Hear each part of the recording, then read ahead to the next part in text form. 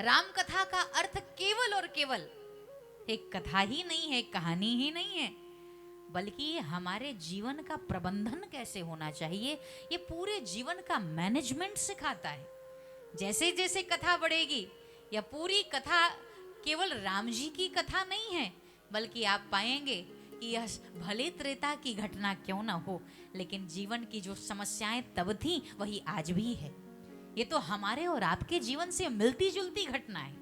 इसीलिए भगवान कृष्ण की कथा केवल श्रवण पुटों को पीने की कथा है, और राम जी की कथा जीवन जीने की कथा है।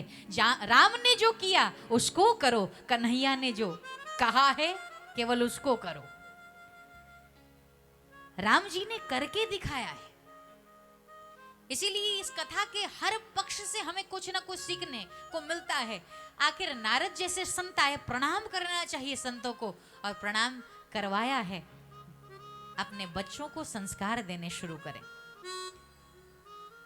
जिस समय आप छोटे से नहीं सिखाएंगे ना, बचपन में नहीं सुधरे तो 55 में भी सुधरने वाले नहीं है, याद रखना। इसीलिए बड़े महात्माओं को देखो, भक्तों को देखो, तो छोटे छोटे बच्चे आते हैं ना, बच्चों को और कथा सुनाइए।